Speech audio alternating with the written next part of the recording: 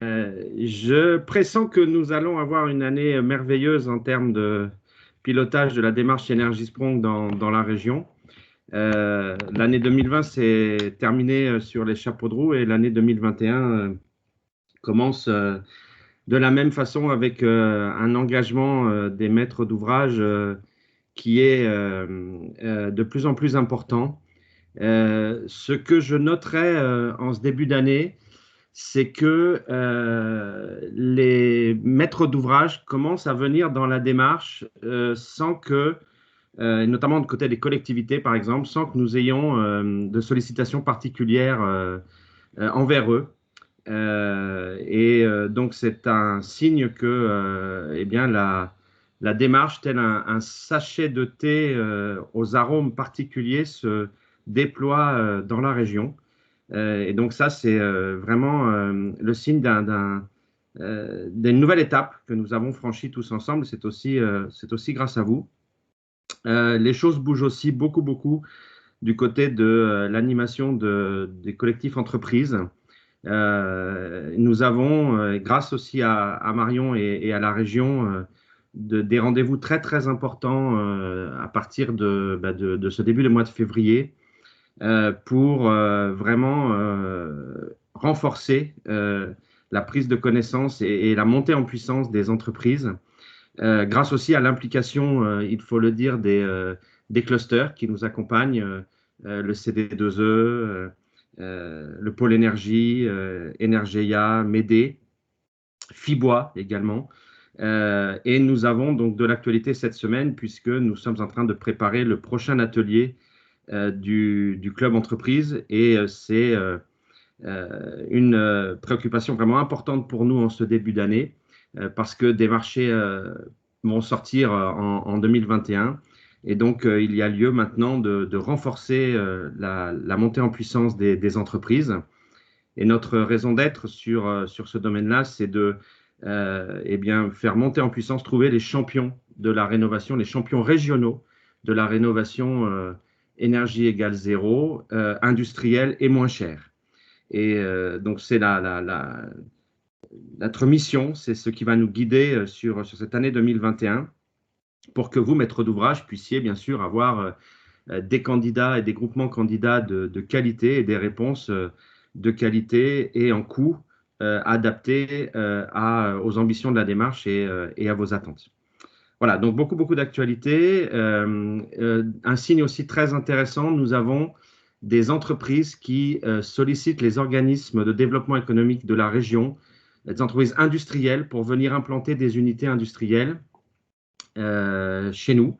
Donc c'est 100 emplois, c'est 50 millions d'euros de chiffre d'affaires, c'est 5 millions d'euros d'investissement immédiatement, c'est 10 000 mètres carrés de foncier à occuper. Donc vous voyez, c'est assez précis. C'est près d'une ligne TGV ou ou d'un réseau routier dense. Donc, vous voyez, les demandes commencent à arriver, sont importantes. Donc, c'est un signe aussi que le marché réagit et que tout l'écosystème commence à avoir une bonne visibilité de la démarche Énergie Sprong. Restons mobilisés, restons humbles par rapport à ce qui se passe, bien évidemment, dans la situation que nous connaissons. Il y a encore beaucoup à faire, il y a encore beaucoup à structurer, mais je crois que nous passons des étapes importantes et je voulais les partager avec vous et avec l'équipe ce matin. Voilà, donc des réunions de club d'entreprise qui vont continuer, je vous l'ai dit. Voilà, donc tout ça est bien lancé pour avancer. Donc le club entreprise monte en puissance. Il y a maintenant des temps importants dédiés dans chacune des structures avec des responsables de projets qui travaillent avec nous sur le sujet. Et donc, voilà, vous avez le prochain atelier qui aura lieu au mois de février que nous préparons cette semaine sur l'atteinte du E égale 0 avec les pôles que je vous ai cités tout à l'heure qui sont maintenant pleinement mobilisés sur le sujet. Nous allons beaucoup parler, bien sûr, de la maîtrise d'ouvrage logement social ce matin avec vous. On souhaitait partager également les avancées sur la partie collectivité. il nous paraissait important que vous ayez une vision de l'écosystème parce que là, les collectivités, eh bien, je dois dire que nous sommes relancés. Je vais vous l'avouer. Par exemple, le département du Nord nous relance ce matin parce que nous n'arrivons pas à être au rendez-vous de leur planning. Donc, on va rattraper tout ça. Mais comme je vous le disais, côté collectivité, nous sommes maintenant sollicités directement sans plus faire de démarches et il ne se passe pas un mois sans que des collectivités délibèrent. Donc, la dernière, c'est la ville de Tris-Saint-Léger, donc sur le territoire de la communauté d'agglomération de la Porte du Hainaut. Et je peux vous confirmer que Émeric Robin, le président, intègre la démarche Energy Sprong dans son PCAET et dans sa proposition de gestion des obligations du décret tertiaire pour son autre PCI. Je pense qu'il va en être de même pour Valenciennes Métropole. Régis Dufour-Lefort et le vice-président en charge et Laurent de Galès sont mobilisés sur le sujet, par exemple. Donc, voilà, mais ce n'est qu'un exemple parce que la ville de Lille, eh bien, les projets sont lancés, à Rennes aussi. La région Hauts-de-France, nous réalisons un magnifique travail sur le lycée Kernanec à Marc-en-Barœul et nous avons un autre lycée qui arrive là maintenant et la cité Maxence van der Merch à Roubaix, par exemple. Voilà, j'en cite que quelques-uns, mais voilà, donc la démarche se déploie aussi beaucoup sur les collectivités. Et ça, c'est très, très intéressant parce que ça va permettre de consolider notre écosystème et d'envoyer toujours des messages positifs. Et ce qui est intéressant aussi, c'est que des liens se créent et ça, c'est très immatériel, ça ne se voit pas directement, mais des liens se créent entre tous ces acteurs qui s'appellent, qui échangent, qui se contredisent, qui se challengent. Et ça, c'est aussi une des externalités très positives de la démarche Energy Sprong, telle que vous pouvez le faire vous aussi au sein du club Bayer. Et donc, on peut être content et fier de cette évolution. Encore une fois, ne lâchons rien. Rien n'est fait. Les objectifs de baisse des coûts, les objectifs de qualité sont encore devant nous. Donc, il faut vraiment toujours continuer à rester mobilisés. Nous le sommes bien évidemment à vos côtés. Mais tout ça envoie des messages très positifs pour le déploiement de la démarche, voilà, qui reste encore bien évidemment encore expérimentale et qu'il faut continuer à améliorer comme je disais. Merci Franck pour ce partage. Pour poursuivre, donc Energy Sprong, on vous le dit, hein, l'objectif, c'est de la massification, c'est un volume de logements important, tout ça pour avoir une baisse des coûts, pour avoir des entreprises qui s'organisent en termes d'industrialisation des méthodes. Et donc là, en ce début d'année 2021, des bailleurs s'engagent. Ils sont 7 là à avoir engagé un volume important de logements à rénover en Energy Sprong, 1500 logements. Donc nous les saluons et nous les remercions pour cet engagement. C'est important, c'est à poursuivre. Ça va s'organiser en ce début d'année 2021 et ça sera le point dédié de cette troisième partie de Club Bayer. Donc je ne rentre pas dans le détail là tout de suite, mais donc cette démarche collective pour ces premiers bailleurs qui s'engagent est en train de s'organiser. Et bien sûr, les analyses continuent pour les autres. Je pense notamment à Pas-de-Calais Habitat qui, dans les prochains jours, devrait pouvoir se positionner sur son engagement aussi dans la démarche, sur un volume de logements à rénover Energy Sprong. Les analyses se poursuivent. On est à vos côtés pour identifier les lots les plus performants, les plus intéressants en termes de bâtiments et en termes de modèle économique. Et puis, comme l'a dit tout à l'heure Franck, c'est intéressant parce qu'on a encore des bailleurs qui viennent à nous, qui se manifestent parce qu'ils sont intéressés par la démarche. Ils souhaitent lancer des rénovations Energy Sprong, savoir ce qui est possible de faire sur leur patrimoine. Je pense à SAHLM, je crois, qui d'ailleurs nous ont rejoints ce matin en réunion. Il y a également CEDA, également Washabita, donc des analyses de patrimoine sont en cours aussi sur leur patrimoine. Donc, ça sera intéressant d'aller plus loin avec des potentiels encore plus intéressants en termes de logements. On parle de 1000-1500 logements encore en potentiel qui pourraient être lancés aussi dans la région. Donc ça, Inès, je te coupe, il y a Fabien qui souhaitait prendre la parole. Bien sûr. Fabien, je te laisse la parole. Oui, allô, vous m'entendez? Tu m'entends, Inès? C'est bon? Oui. On t'entend. Ouais. Oui, pardon, je ne savais pas si on attendait la fin de la présentation ou pas. J'avais deux questions. La première question, c'est au niveau du club entreprise fournisseur. Comment nous, en tant que clients, on s'insère, on travaille avec eux? Parce que je suppose que des fois, ils ont envie d'être tout seuls et discuter entre eux voilà, pour optimiser leurs produits et faire un peu leur mariage entre eux. Mais d'un autre côté, je pense que comme tout bon industriel, ils voudraient échanger sur les besoins de leurs clients le plus rapidement possible. Vous m'entendez là? Oui, on t'entend. D'accord. Donc, comment on s'insère là-dedans? Alors, très bonne question. Oui, ouais, merci Fabien. En fait, alors non, ils ont vraiment envie de. Alors justement, c'est effectivement merci pour cette question parce que en fait, à chaque fois là jusqu'à maintenant, j'oubliais de la poser.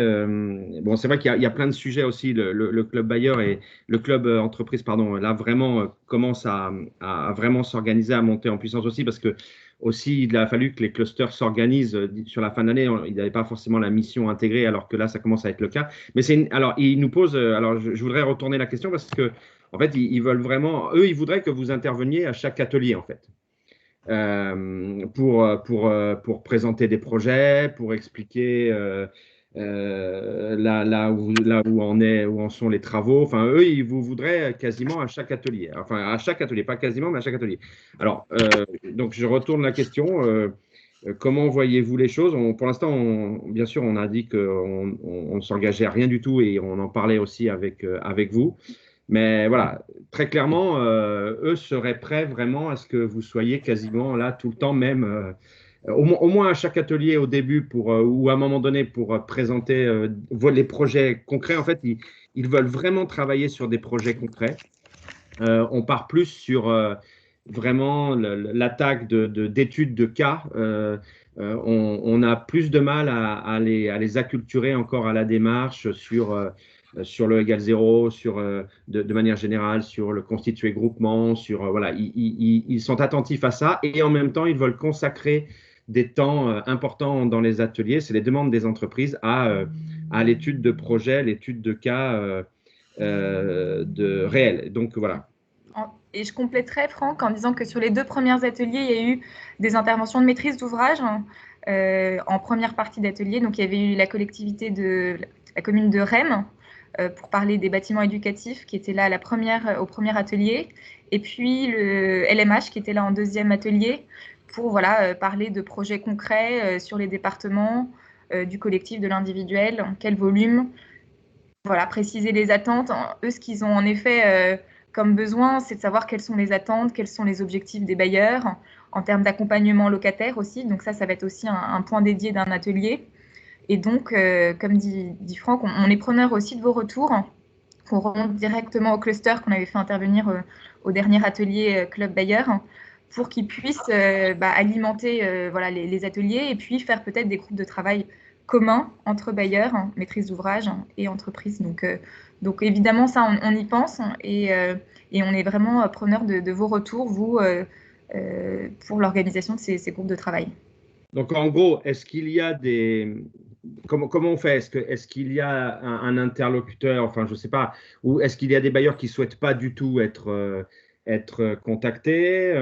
Est-ce qu'on peut donner autorisation au cluster de vous contacter? Parce que donc ils ont cette photo de famille, ils l'ont. Là, nous on leur présente la vision, collectivité aussi. Voilà, pour l'instant, on fait tampon, on est très prudent, mais voilà, est-ce qu'on peut leur donner vos coordonnées? Est-ce qu'il y en a qui ne souhaitent pas du tout être contactés? Donnez-nous des consignes par rapport à ça, de manière à ce qu'on puisse, voilà, sans vous déranger et vous importuner, pouvoir organiser ces liens, quoi. Nous, au niveau de Vilogia, enfin, déjà discuté en interne, et puis Septalia aussi, Valentin, dis-moi si je me trompe, mais on avait discuté lors de la dernière réunion. On peut être présent à chaque fois, en tout cas. c'est important que Septalia fasse part de comment il gère les projets, comment ça se passe, les contractualisations, et que nous, au niveau de Villogier, on donne la vision relation avec le locataire, objectifs programmatiques, etc., quoi. Ah, tout à fait, on est disponible. Donc, après, je pense que tout bailleur est le bienvenu s'il souhaite venir, si on a les dates de réunion assez en avance des réunions Club Entreprise. Oui, c'est ça. Moi, je suis plutôt d'accord avec Fabien en disant que ce qu'on peut faire, c'est transmettre les informations à tous les bailleurs et puis ceux que ça intéresse viennent. Ok, donc on met en relation les clusters, parce que c'est les clusters hein, qui vont s'en occuper aussi directement. Donc, il faut qu'ils puissent vous contacter.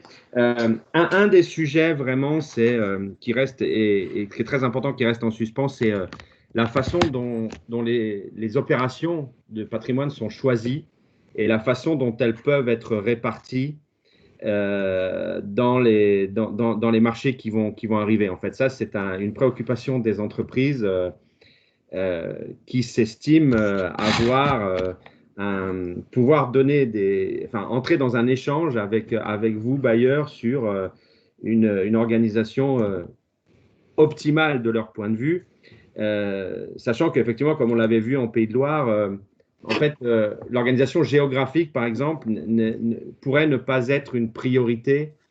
Le critère géographique, c'est-à-dire de concentrer des opérations dans un bassin d'emploi ou c'est pas forcément côté entreprise, alors que c'était pour nous un élément important, un critère très important à mettre en avant. Pour eux, c'est pas forcément un critère prioritaire. Vous voyez, donc c'est un peu cet échange sur la meilleure répartition à trouver pour les uns et pour les autres des opérations.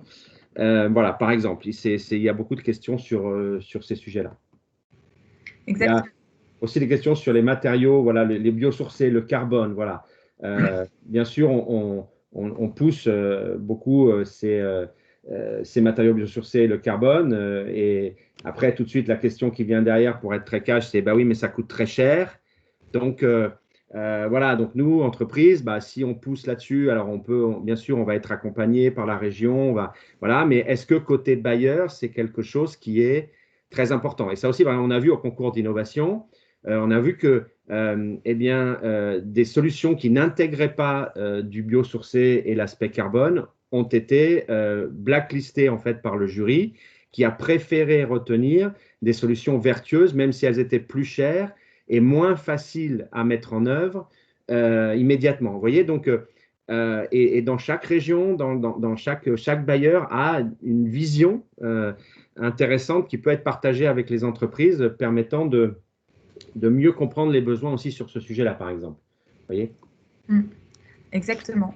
Et c'est l'illustration un peu de cette slide aussi, qui est que on en avait parlé lors du dernier atelier Club Bailleur fin novembre. Et dans nos analyses, on voit vraiment une vision qualitative du patrimoine avec vraiment des typologies de bâtiments communes qui pourraient être adressées par des entreprises. Encore une fois, on parle de dégressivité des coûts quand on voit des typologies de bâtiments communes, qui ne veulent pas dire uniformisation, qui veulent vraiment dire que certaines façades peuvent être traitées de façon commune d'un point de vue thermique, d'un point de vue façade préfabriquée. Ça ne veut pas dire que l'aspect, l'architecture et la couleur seront les mêmes, mais qu'il y a vraiment une dégressivité des coûts qui devient intéressante quand on parle d'un volume plus important pour les entreprises. Donc ça, c'est une réflexion intéressante. On tenait à le souligner parce qu'elle a son importance, je pense, dans un groupe de travail pour que les bailleurs puissent à la fois donner cette vision du patrimoine commun et puis en discuter en direct avec des entreprises. Quand a lieu la date du prochain club et qui est le contact qui nous contactera? Alors, c'est le vendredi. Pardon. C'est le vendredi 19 février matin. Et c'est Hélène Bécu qui s'occupe des inscriptions de Pôle Énergie. Donc, il peut être contacté à ce sujet en direct. On enverra un mail, je pense, en direct pour vous donner ses coordonnées. Et puis avec nous aussi dans la boucle, parce que ça sera de façon commune qu'on pourra organiser. Ce sera plutôt Hélène Bécu ou Maxence France du CD2E qui sont plutôt positionnés dans l'organisation aujourd'hui. Et à ce moment-là, si je je peux noter qu'il n'y a pas d'opposition de principe de bailleur à être contacté. Voilà, on peut leur dire, donc, mais dites-moi si vous n'êtes pas d'accord, hein. Donc, moi, je vais leur dire ce soir que, a priori, sauf donc indication particulière d'un bailleur qui sera respecté, qu'il n'y a pas d'opposition à ce que vous puissiez être invités à participer à ces ateliers, que donc Vilogia déjà donc, souhaite être présent, au Septalia en tout cas, au prochain atelier du 19 février, que ben voilà, c'est plutôt bien reçu aussi d'organiser ces échanges.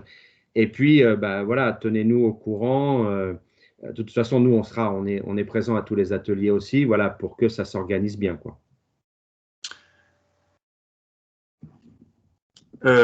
Concernant le club entreprise, s'il demande de travailler sur des cas réels, est-ce que c'est possible, et donc là je m'adresse à tout le monde, hein, à tous les bailleurs et à l'URH, est-ce que vous trouvez que c'est intéressant et possible de leur fournir les adresses des projets qu'on va traiter en Energy Sprong pour que tout le monde travaille déjà dessus avant qu'on puisse annoncer les différents marchés, ou non? Comment ça se passe au niveau de l'égalité de traitement?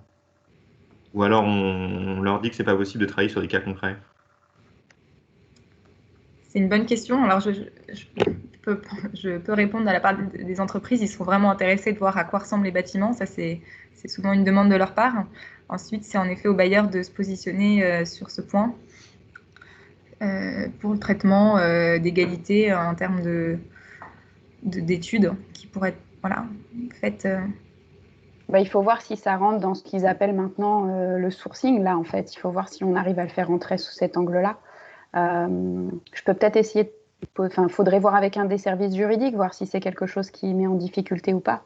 Moi, sur le principe, je trouverais ça plutôt vertueux. Après, il ne faut pas que ça vous mette en difficulté juridiquement. Faut juste vérifier ce point-là. Et puis après, ça dépend ce qu'ils demandent en cas d'école, parce que si c'est juste donner l'adresse, parce qu'en fait, ce qui se passe, c'est que si on donne l'adresse, et s'ils veulent aller faire des tours dans les lotissements et voir les bâtiments, et puis à un moment, s'ils veulent rentrer dans les parties communes sur un collectif, les locataires vont être au courant. Donc, il faut définir bien les règles. Ouais, bah, faut définir avec eux les règles. On sait comment ça se passe. Il suffit qu'il y ait des techniciens qui arrivent, ils sont pleins de bonne volonté, donc ils vont regarder les aspects très techniques. Sauf que derrière, enfin, je parle pour Vilogia, hein, nous, on fait attention à bien maîtriser la communication auprès des locataires avant, quand est-ce qu'on va démarrer les travaux, comment ça se passe, etc. Et donc, travailler sur un cas concret un peu anonymisé, c'est pas possible. Ben, on ne peut pas anonymiser comment ça se... Soit on se dit, on travaille sur chaque bailleur fournit un cas concret et on dit attention, où on maîtrise, chaque bailleur maîtrise en fait la communication locataire sur ce site, pourquoi pas. Comme ça, on sait. Et on ne multiplie pas les cas concrets. Et comme ça, les entreprises, elles ont une dizaine de cas concrets sur lesquels travailler. Il faut faire ça sinon, si c'est juridiquement possible. Et puis après, le cas concret, souvent, ils vont nous demander l'adresse, et puis après des plans, et puis après s'il y a des diagnostics, ce qui se comprend. Donc, est-ce qu'on veut aller jusque-là ou pas? Oui, moi travailler sur des cas concrets, je poserai la question à notre direction des achats, mais par le passé, je l'ai fait, alors pas sur des prestations de travaux, mais sur des prestations intellectuelles, dans deux cadres. Dans le cadre d'audit technique du patrimoine, où on a sourcé différents diagnostiqueurs et on leur a pris des cas concrets, on les a fait visiter sur site pour justement bien définir notre cahier des charges techniques. Et j'avais pas de contre-indication de mon service achat à l'époque. Et on le fait, je pense que vous le faites tous au quotidien, sur des projets notamment de mise en place d'outils informatiques, en faisant des proof of concept. Donc, si c'est possible sur de la prestation intellectuelle, je vois pas en quoi ce serait pas possible sur la prestation de travaux. Emma, est-ce que tu peux vérifier ça? Tu as des contacts au niveau des juristes de l'USH ou... Oui, j'ai des contacts. Après, oui, j'ai des contacts, ouais. J'ai des contacts. C'est un peu long, mais j'ai des contacts. Je peux les saisir rapidement, et puis si on voit que ça traîne trop, on s'appuiera sur vos services juridiques à vous. Mais il faut bien définir jusqu'où on va aller, en fait, ce qu'on peut leur fournir comme... Ouais. C'est ça. Ouais, le Bah, niveau en fait, il faut d'information. demander à l'USH le cadre de travail antérieur au lancement de l'appel d'offres, quoi. Jusqu'où on peut aller. On va les saisir sur le sujet, puis je vous tiens au courant. Et si jamais c'est trop long, on verra comment on contourne.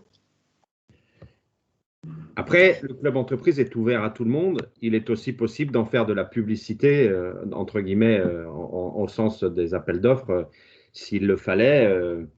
Voilà, c'est-à-dire que c'est vraiment ouvert à tout le monde. Voilà. Donc, s'il fallait prendre des précautions en faisant une publicité particulière, qu'il y a des séances de travail organisées comme cela dans le cadre de ce club, c'est possible. Ouais, en sachant que ça a été le fait dans le cadre du concours innovation l'année dernière. Hein. Les bailleurs parrains avaient déjà positionné un bâtiment de référence sur lequel les entreprises pouvaient s'appuyer pour faire leurs études. Donc on peut aussi repartir de ce qui avait été fait pour s'appuyer et reproduire peut-être un schéma similaire. Ah, effectivement, ça pourrait être à chaque fois, ouais, c'était là, on avait pris un bailleur parrain qui à chaque fois a mis à disposition un bâtiment pour un groupe d'entreprises qui travaillaient sur ce bâtiment-là, et ça n'a pas posé de souci particulier, oui, effectivement. C'est un peu la même chose, sauf que là, au lieu d'être ciblé par typologie, c'est général, mais c'est régional au lieu d'être national. Donc, Sur le concours, alors en effet, c'est vrai que ça n'a pas posé de problème sur le concours innovation, mais au final, les entreprises ont n'ont pas vraiment pris en compte la spécificité et l'intégration possible. Enfin, je parle pour nous, oui. hein, qui est système individuel de chauffage-ventilation. Donc c'est un peu les limites, c'est un peu comme s'ils voulaient voir à quoi ça ressemble, et une fois qu'ils ont sous le nez, ben, ils sont un peu entre je vais pas trop investir en R&D pour traiter ça, et puis d'un autre côté je voudrais bien, enfin bon, c'est compliqué côté entreprise aussi, quoi.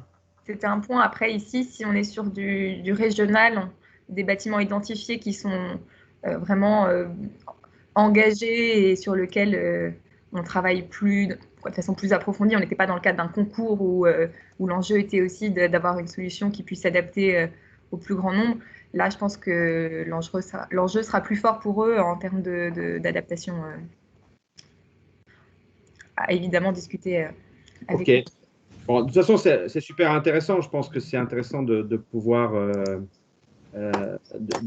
expérimenter ça. Et puis, on sera prudent. Et puis, effectivement, le cadre du POC aussi, comme le dit M. Poitvin, là, est très intéressant. Je pense que ça, c'est à creuser pour l'URH. Oui, comme le dit voilà, Emma aussi. Voilà. Et Fabien, tu demandais aussi est-ce qu'on peut faire un club intégrant une fois les bailleurs et les collectivités? C'est une demande aussi des collectivités. Pour le moment, voilà, on n'a pas plus avancé. Des premiers échanges croisés se font, mais c'est une demande aussi de leur part. Donc, à voir comment on peut organiser ça. Et je voulais revenir juste sur la slide d'avant, Inès, sur les typologies. Enfin, alors ça, c'est vraiment mon avis, hein. Je ne sais même pas si Valentin le partage ou pas, ou ce qu'en pensent les autres bailleurs qui ont fait déjà du Energy Sprong. Mais mon expérience est quand même que, au final, quand on réhabilite des logements, même si, en fait, c'est les mêmes, même si c'est les mêmes plans, si les mêmes modèles, je pense que c'est peut-être plus intéressant même de ne pas mettre tous les mêmes modèles en même temps, mais au contraire de les séparer au niveau des marchés, parce qu'il y a une courbe d'apprentissage plus rapide qui se crée.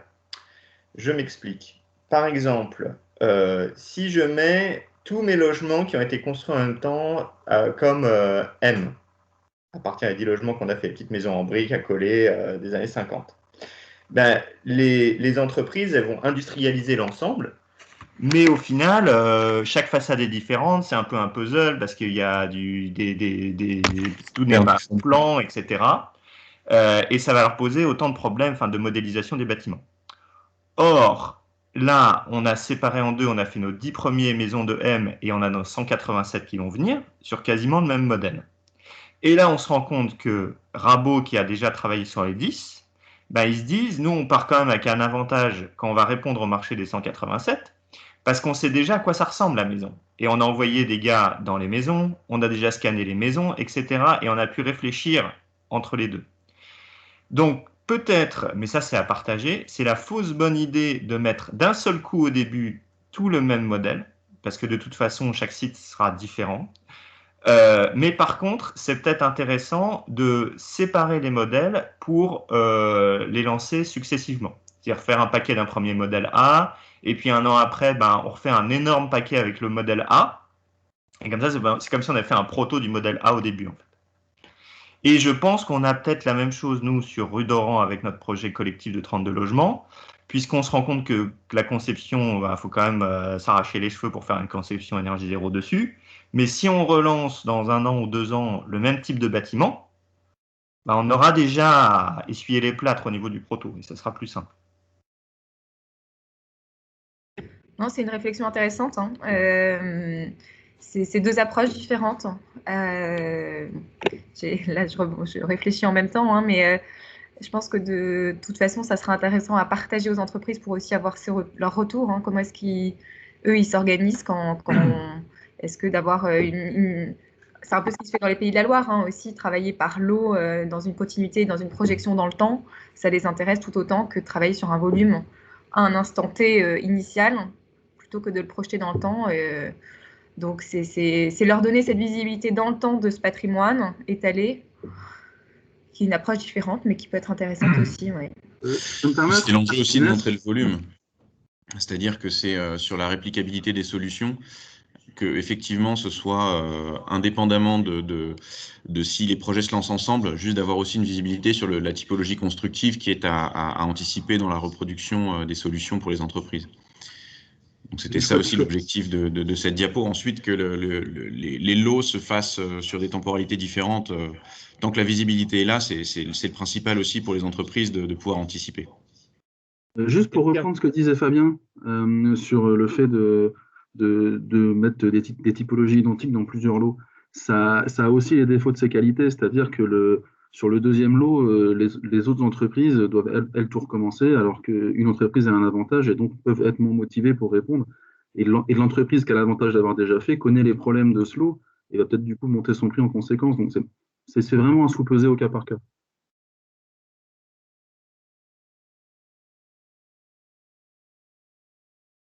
Je vous ai perdu. Non, c'est super intéressant parce que c'est effectivement toutes ces discussions et ces partages. Je pense que personne ne détient la vérité. C'est ça aussi qui est très, très intéressant dans une démarche comme Energy Sprong, et c'est que l'histoire, elle est à écrire ensemble en fait. Et donc, c'est toutes ces opportunités qui sont données, mais qui nécessitent beaucoup de communication et d'échange. Et voilà, continuons sur cette voie-là, d'émettre des idées, d'échanger, de les challenger, de les améliorer. Et c'est grâce à la richesse des patrimoines aussi et des localisations que la meilleure solution apparaîtra. C'est pour ça que c'est très important, cette mutualisation, et parce que personne n'a la meilleure solution chez lui. C'est la meilleure solution, elle sera construite ensemble. Grâce à cette diversité de patrimoine, d'approches, mais aussi ces points communs que nous allons trouver pour aller chercher cette meilleure massification. En fait. OK. Je vous propose de poursuivre juste donc, pour clôturer cette première partie sur un rappel sur Massy Réno, le groupement de commandes, démarche collective, parce que pas qu'il y ait de confusion, c'est des nouveaux noms dont on parle là depuis quelques semaines. Massy Réno, donc c'est l'appel à projet du gouvernement France Relance qui s'est concrétisé et donc qui va être présenté là tout de suite par Nicolas. Il y a la démarche Energy Sprong qui s'inscrit dans cet appel à projet parce qu'elle est éligible à l'ensemble des points de cet appel à projet. Mais ce qui est important de comprendre, c'est qu'aujourd'hui, vous pouvez, en tant que bailleur, maîtrise d'ouvrage, faire une rénovation Energy Sprong, ce qui n'est pas incompatible avec candidater à Massy Réno, mais ce n'est pas parce que vous ne candidatez pas à Massy Réno que vous ne pouvez pas faire une opération Energy Sprong non plus, et que vous pouvez également faire partie du groupement de commandes qui s'organise en ce début d'année 2021, mais que ce n'est pas incompatible, encore une fois, si vous n'avez pas fait une réponse à Massy Reno, si vous vous inscrivez dans un autre groupement qui s'organiserait ultérieurement, tout est possible. Et ce qu'il faut retenir, c'est que nous, équipe Energy-Sprong, on sera là à chaque fois pour vous accompagner en fonction de votre schéma qui vous convient le plus en termes d'opération, en termes de candidature, que ce soit au niveau de la candidature Massy Reno ou sur l'organisation du groupement de commandes qui se met en place. Voilà, donc dans une temporalité qui est propre à chaque maîtrise d'ouvrage, il est possible là, de suivre des chemins différents. Et ça, c'est important de le retenir avant qu'on rentre dans le détail de Massy Reno par Nicolas qui va vous présenter ça à l'instant.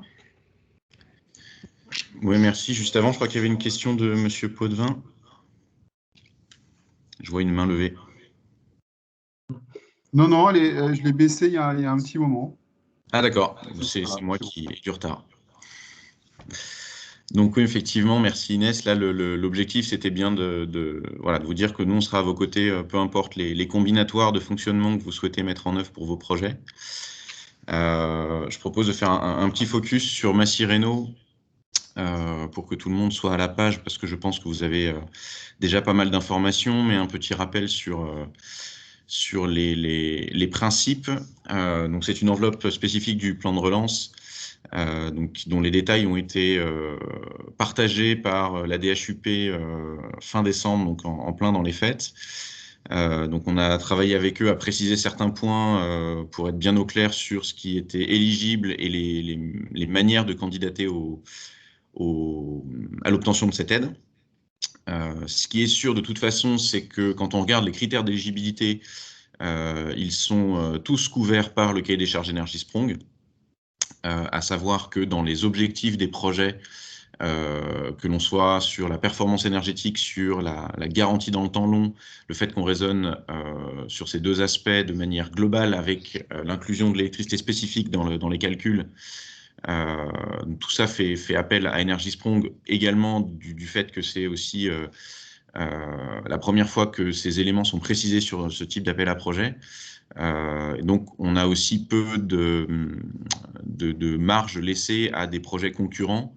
Il y a certains de vos confrères sur d'autres régions qui posent la question, mais est-ce que du coup je peux pas faire du BBC en respectant une partie des critères? Et on se rend compte à la réflexion que ça va être quand même compliqué pour eux, même si on reste ouvert sur les questions, mais on remarque quand même que le souhait d'intégrer des solutions industrielles, tout l'accent qui est mis dans le descriptif du mémoire technique sur l'accompagnement des locataires dans le temps long, le fait d'avoir le souhait aussi de rechercher des solutions qui développent une filière sur le territoire, amène fortement sur le cahier des charges Energy-Sprong.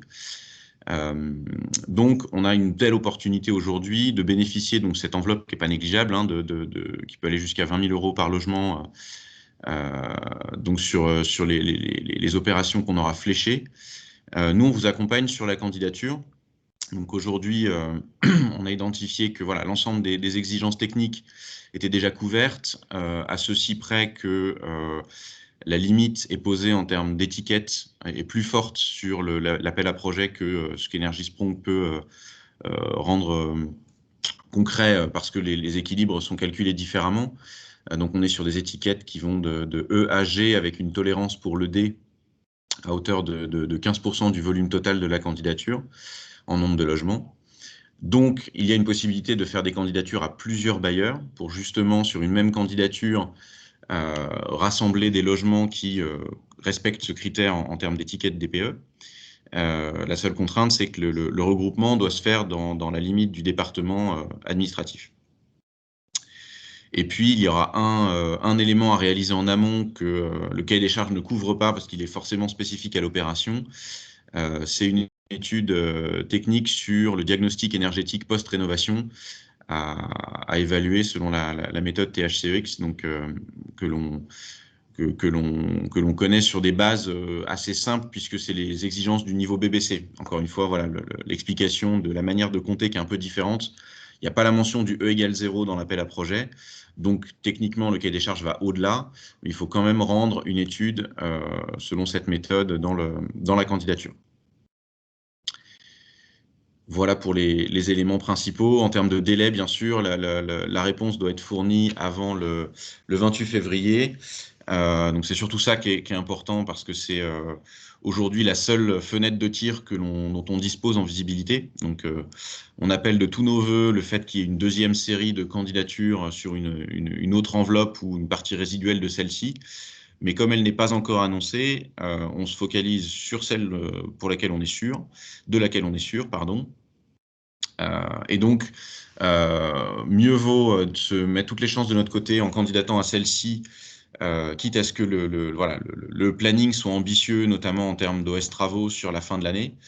Le point de réflexion que l'on mène, nous, c'est de se dire qu'il sera toujours plus facile de justifier d'un décalage du planning au cours de l'année que de tenter de recandidater plus tard dans l'année, une fois qu'on aura bouclé un dossier plus complet dans ce cadre-là. Voilà pour les grandes lignes. En ce qui concerne notre accompagnement, on est en train de finaliser une trame de candidature, donc suite à l'analyse que l'on a faite du dossier de candidature demandé par la DHUP, et puis les réponses qu'elles ont apportées à nos questions. Donc on va partager un document qui vise finalement à lister toutes les pièces à attacher au dossier et apporter le plus possible de pistes et de clés pour les compléter, en sachant que certaines sont déjà en fait couvertes, notamment, voilà, je parlais de l'attestation du bilan énergétique qui est en fait complètement couverte par le cahier des charges, ça nous a été formalisé par la DHUP. Donc le simple fait de joindre au dossier le cahier des charges EnergySprong suffit à couvrir cette exigence. Pour le reste, c'est des éléments que l'on va identifier, des exemples que l'on pourra vous fournir, dans l'objectif de faciliter votre rédaction, voilà, de la présentation du mémoire technique de votre projet, des méthodes que vous souhaiterez mettre en place pour tout ce qui va être monitoring, donc le plan de mesure et de vérification de l'atteinte de la performance sur ce que vous avez déjà envisagé, également sur l'accompagnement locataire qui est demandé assez explicitement sur la manière dont vous anticipez le contenu, mais également le plus possible la forme, sur la méthode de prise de contact et de partage d'informations avec les locataires dans le temps de la garantie. Et puis voilà ce que vous envisagez aussi tout simplement en termes de rénovation, de ce que ça implique sur les changements d'équipement, sur les résultats attendus également. Donc tout ça est plutôt propre à votre projet, mais on vous confiera quelques pistes de rédaction. L'idée est que ça ne soit pas une trame à copier-coller pour que, si tout le monde s'en sert, et on le souhaite, hein, il y ait quand même des dossiers de formes différentes sur le contenu, mais qu'au moins sur le cadre de réponse, vous ayez un document de référence, en sachant qu'on n'a pas eu non plus encore de réponse de la DHUP sur le fait qu'il y aura une trame de réponse partagée. C'était notre première question. Donc dans l'attente, on l'a faite nous-mêmes. Mais nous a été annoncé également la publication imminente d'un décret. Alors avec tout ce que l'imminence peut recouvrir comme délai dans ce contexte, étant donné le délai par contre de candidature, on a pris les devants et on vous partage ce document-là qui est en cours de finalisation et de relecture le plus rapidement possible. On espère cette semaine, donc très rapidement. Peut-être en complément, Nicolas, rapidement. Nous, de notre côté, on a souhaité, on va vous transmettre là très prochainement un courrier du président de l'URH qui atteste que les dossiers que vous allez déposer, pour ceux qui vont déposer les dossiers, des demandes de financement, sont une partie intégrante d'un projet régional beaucoup plus vaste pour essayer de donner de la visibilité sur la dynamique régionale qu'on est en train de mettre en place et que la vision dans l'analyse de la demande de financement ne se porte pas uniquement sur une opération détachée du reste. Donc voilà, pour essayer de donner de la lisibilité aux financeurs sur la dynamique qu'ils vont accompagner, s'ils accompagnent les opérations Hauts-de-France, on va vous fournir du coup un courrier signé que vous pourrez joindre à vos candidatures pour étayer l'argumentaire.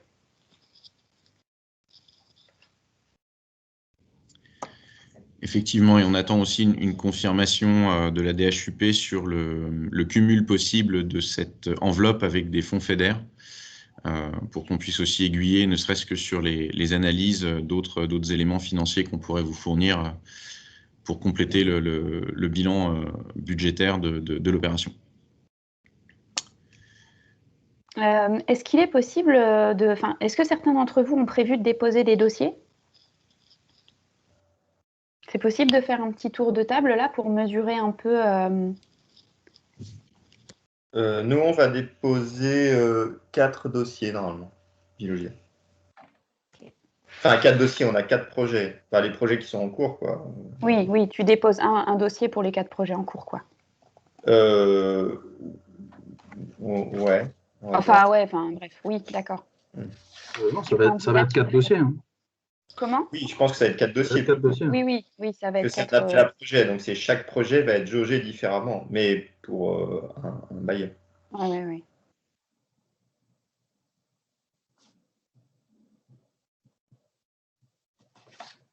Il n'y a que Vilogia qui dépose?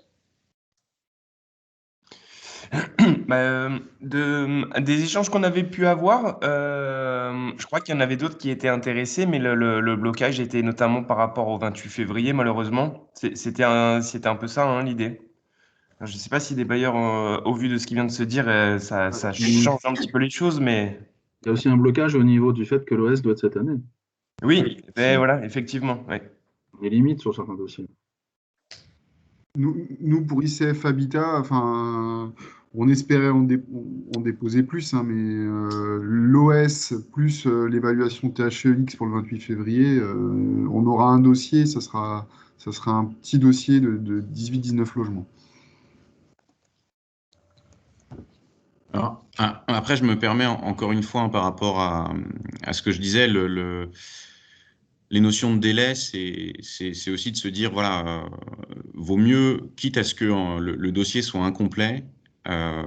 Aujourd'hui, justement, il n'y a pas de deuxième session. Donc, l'enjeu, c'est qu'il n'y a pas non plus de notion de liste d'attente ou de retour annoncé ou de période de complétion de dossier annoncé. Donc, c'est un peu le principe du premier arrivé, premier servi, sans session de rattrapage.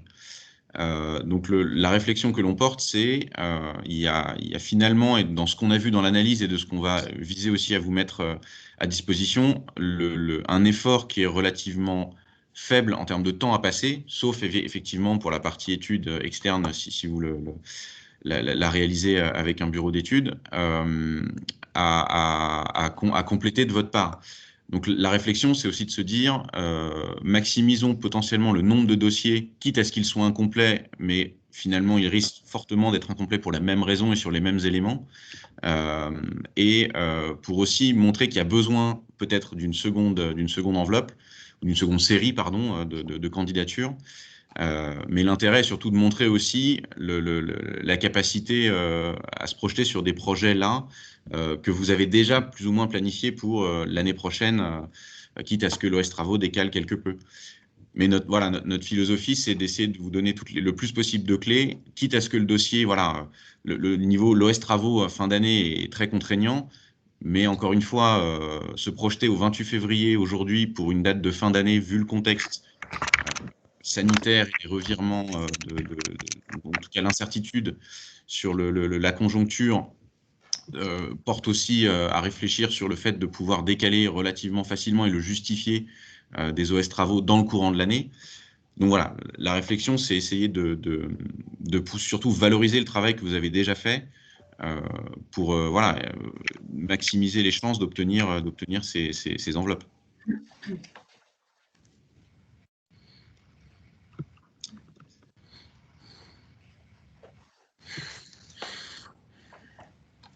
Donc en tout cas, j'entends bien vos retours, mais donc sachez qu'on est à votre disposition pour refaire des points plus précis aussi sur la base de la trame, sur les opérations et les regarder dans le détail.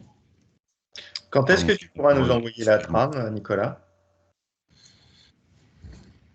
Pardon, Fabien, t'as pas entendu? Quand est-ce que tu pourras nous envoyer la trame, Nicolas? C'est objectif. Objectif cette semaine, je ne veux pas aller plus vite que la musique, faut qu'on la valide en interne aussi. Mais oui, la version là vraiment est dans les dernières moutures, donc c'est d'ici fin de semaine au plus tard.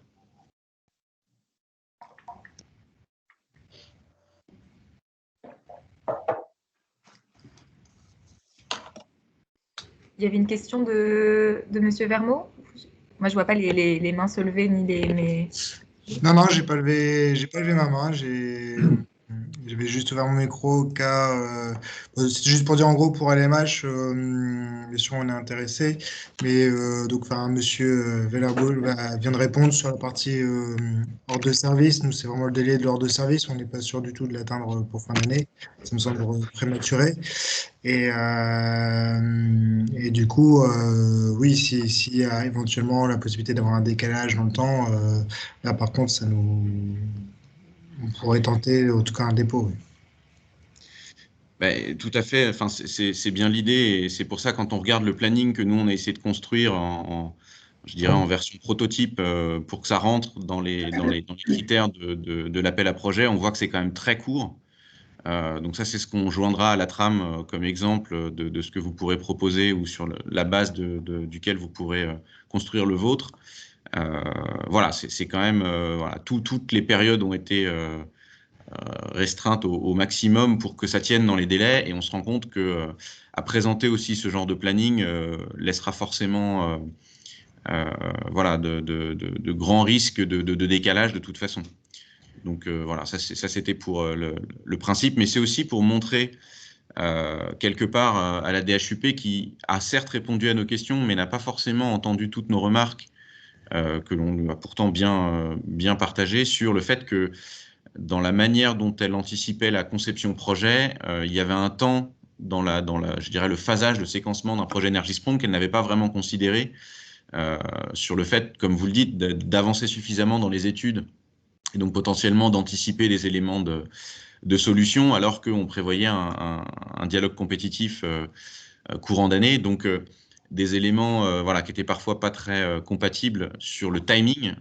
Et donc c'est pour ça que encore une fois, comme tous les autres critères sont quand même déjà couverts et c'est relativement simple avec les documents EnergySprong de les justifier, de ne pas forcément se laisser refroidir par je dirais la temporalité, notamment de l'OS Travaux. Malheureusement, le 28 février, on peut pas trop bouger, on peut pas trop jouer dessus, mais voilà, de ne pas hésiter à anticiper un futur décalage, mais au moins candidater en présentant sur cette base-là un planning qui tiendrait, quitte à revenir dessus dans le courant de l'année avec force arguments conjoncturels. Nicolas, dans le planning, tu indiques un dialogue compétitif. Est-ce qu'on a toujours le droit pour des projets EnergySprong de faire des dialogues compétitifs? Parce que le dialogue compétitif, normalement, c'est pour quelque chose dont on ne connaît pas exactement l'objectif, enfin, qu'il faut peaufiner au fur et à mesure. Or, est-ce que EnergySprong, ça tombe toujours là-dedans ou pas Et l'autre remarque, c'était par rapport au délai. Enfin, nous, c'est notre expérience chez Veolia. Peut-être qu'il faut plus de temps pour l'offre initiale, parce qu'il faut qu'il fasse quand même la conception. On sait que sur ces conceptions industrialisées, il y a beaucoup de choses qui se font en amont, en fait. Tout à fait. Alors là, c'est à titre indicatif. Je n'ai pas la réponse là. Hein, pour moi, il n'y a pas de changement sur le principe, mais on pourrait regarder. Après, c'est l'idée que de toute façon, entre voilà, les 3 mois de candidature et d'analyse sont très courts aussi. Mais l'idée, c'est que voilà, c'est juste une vision schématique. En sachant très bien que voilà, c'est des choses qui vont pas se reproduire exactement de projet en projet. Donc, on a essayé simplement de proposer une vision un peu de référence, mais dont on sait très bien qu'elle s'adapte aussi en fonction des projets. Voilà, on pourra, enfin, vous pourrez revenir dessus et nous faire vos retours également. Moi, voilà, c'est une vision qu'on vous propose. J'ai pas de réponse là sur la partie qui ferait changer la capacité à faire un dialogue compétitif pour EnergySprong. Pour moi, c'est quelque chose qu'on envisage dans le cadre des marchés globaux. Oui, en fait, ce que tu proposes, Nicolas, c'est un espèce de calendrier théorique dont on sait pertinemment que ça va riper dans la perspective de négociation d'un délai complémentaire ensuite. C'est l'objectif un peu aussi, oui. Faut pas trop le dire, mais c'est un peu l'idée. Oui, mais on est entre nous, là. Je le dirai pas ailleurs, mais ok.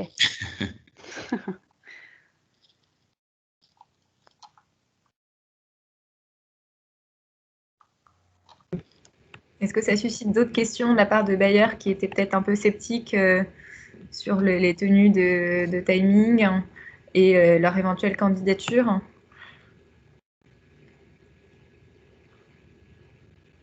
En tout cas, n'hésitez pas à nous solliciter en direct, hein, Nicolas, Franck, moi, si vous avez des questions complémentaires qui vous viennent dans les prochains jours ou à la réception de la trame qu'on vous partagera fin de cette semaine, pour qu'on précise les modalités, la candidature, qu'on puisse répondre à vos questions pour le dépôt de ce dossier, donc à déposer avant le 28 février.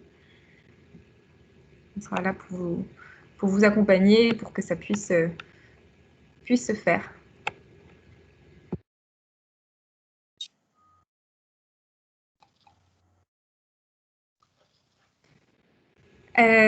Voilà, donc on a parcouru les 2 premières parties.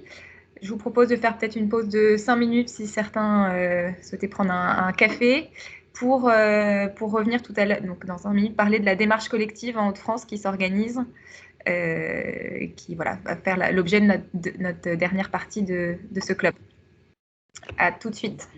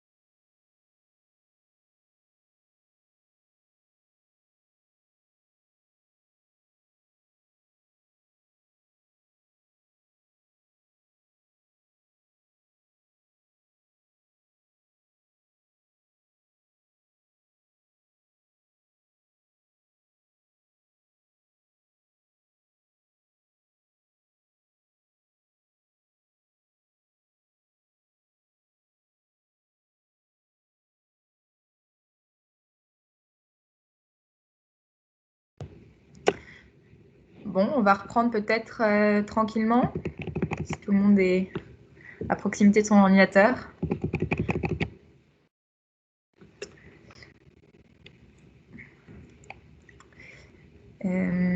Et puis, dès que si Fabien nous entend, l'URH nous entend, je vais vous laisser la main. Ah non, alors juste, on voulait peut-être faire un petit rappel un petit peu.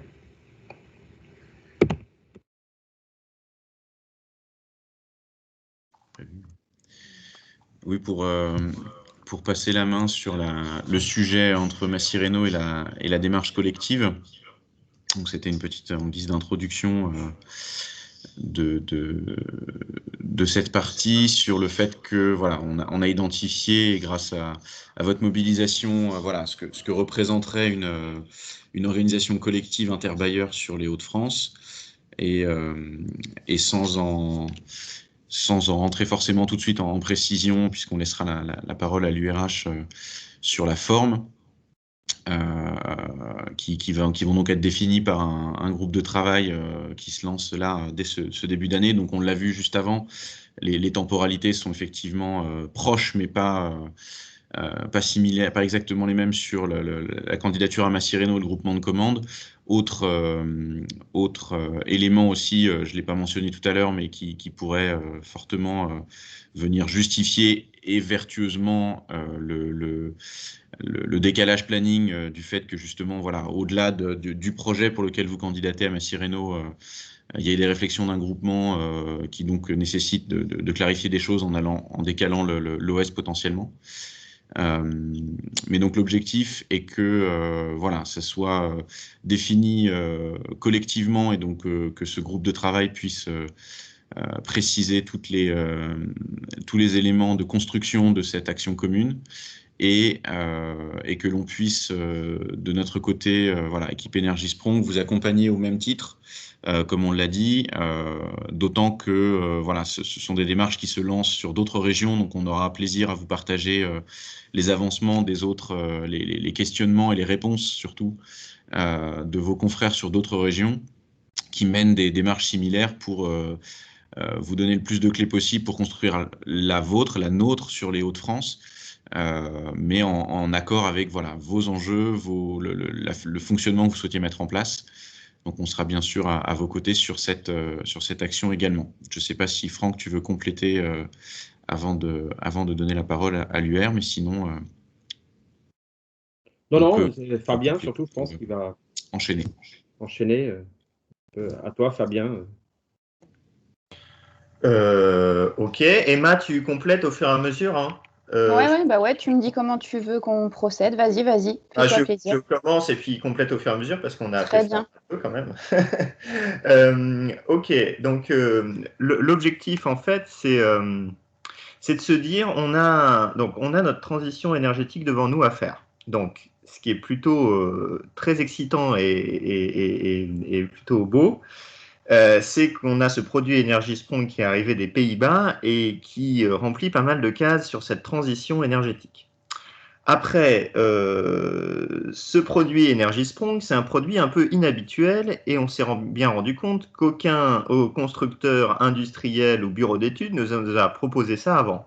Or, c'est quelque chose qui nous intéresse fortement, puisque ça permet d'arriver aux objectifs 2050 de neutralité carbone, ça permet de traiter la précarité énergétique de nos locataires, et ça permet d'assurer la pérennité du parc avec des systèmes de garantie ou d'assurance qualité en tout cas. Le tout, c'est que, donc on s'est dit avec l'URH et avec d'autres bailleurs, c'est peut-être qu'on puisse continuer à maîtriser un peu notre produit et pas subir les propositions des entreprises en face. Et pour cela, on est plus fort à plusieurs, et ça permet aussi à nous de clarifier notre commande. Donc, le but du jeu, c'est de créer un groupement de commandes un peu similaire à ce qui a été fait au Pays de la Loire, sauf que au Pays de la Loire, ils ont fait une centrale d'achat, donc qui est plus lourd un peu au niveau juridique. Là, on serait juste sur un groupement de commandes à plusieurs bailleurs, donc les bailleurs les plus intéressés, pour montrer aux industriels que d'une part, on croit en ce projet, enfin en ce produit, Énergie-Sprong, qu'on sait ce qu'on veut acheter, puisqu'on va définir ensemble, on va réutiliser un cahier des charges commun à plusieurs bailleurs, donc on sait se mettre d'accord sur le produit. Et puis, ça permettra aux industriels de se dire « Ah, ben, on a une visibilité sur 2 ans de travaux sur un bon millier de logements, donc je peux commencer à investir en hommes, en formation, acheter des machines-outils, louer des hangars, etc. » Puisqu'il faut se mettre aussi à la place des entreprises et des industriels pour qui ce produit est nouveau. Donc, il faut bien qu'elles le créent. Nous, l'avantage, c'est que ça permet de nous créer et d'orienter les produits de nos futurs fournisseurs. Et on n'est pas les bras ballants en attendant que ça se passe. Donc, on prépare notre futur. Et comme on sait qu'on aura toujours des logements à réhabiliter, que ce soit du Energiesprong ou pas, ça permet de préparer notre futur. Voilà un peu l'idée. On peut passer à la slide suivante. Donc, vous avez eu, je crois, une lettre émanant de l'URH concernant les groupements de commandes avec différentes options. On répondu quelques bailleurs, donc voilà la liste, avec des logements qui étaient pressentis en Energiesprong sur des OS 2022-2023. Donc, il faut redéfinir un peu exactement les types de logements, mais bon, ça, c'est un peu l'ordre de grandeur. Ce qui serait intéressant, ça serait de partir sur un bon millier de logements. Sur des OS donc 2022 et 2023 pour que les industriels aient une visibilité sur ces commandes sur 2022-2023, que des bailleurs qui n'aient jamais pratiqué Energiesprong puissent le faire d'une façon un peu plus, pas isolée et avec plus de sécurité en bénéficiant du retour d'expérience de Veolia ou d'ICF. Donc, ça, c'est l'ensemble que vous voyez à ce niveau-là sur la perspective 2022-2023. On peut passer à la slide suivante.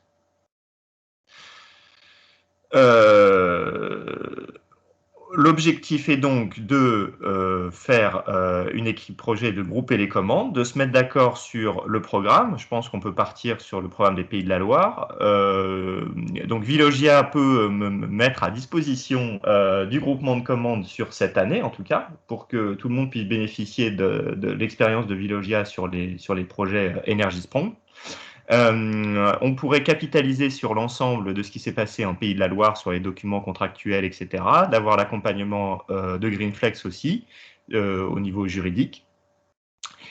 Et ça permettrait donc aux entreprises d'avoir de la visibilité et nous d'homogénéiser nos commandes et de faire baisser les prix et de savoir exactement ce qu'on veut acheter à la fin. Tout cela, c'est qu'une pierre de l'édifice, beaucoup plus large, dont Emma pourra parler juste après, et qui est un point excessivement important. L'idée qu'on avait eue, c'était de se dire, et qui avait été évoquée aussi à l'automne, si on fait juste un groupement de commandes, un peu comme en Pays de la Loire, mais c'est très bien ce qu'ils ont fait en Pays de la Loire déjà, ça fait un peu qu'une étincelle, et c'est tout. L'objectif, ça serait d'intégrer ce groupement de commandes dans une réflexion plus globale, qui est au niveau, à l'échelle régionale, qui permettrait de développer l'écosystème Energiesprong. C'est-à-dire qu'avec le groupement de commandes, les industriels, ils ont de la visibilité sur leurs commandes à un bon millier de logements, ce qui est quelque chose de significatif, entre 2022 et 2023. OK. Mais parallèlement à cela, eh bien, on va leur proposer au niveau des Hauts-de-France des offres de formation en lien avec le CD2E ou avec les autres pôles de compétitivité qui sont dans le club entreprise, mais aussi des contacts avec les CCI pour voir s'il n'y a pas des usines à racheter, des machines-outils ou des transitions à faire sur des entreprises qui voudraient se mettre sur l'industrialisation. Des échanges aussi avec la FFB et la CAPEB pour faire monter en compétence ces entreprises, puisque Energiesprong n'est pas que industrialisation, mais aussi assemblage sur site. Des capitalisations avec les autres bailleurs étrangers. On a beaucoup d'exemples en Hollande, donc on pourrait très bien faire intervenir des bailleurs hollandais ou des entreprises ou faire des voyages là-bas.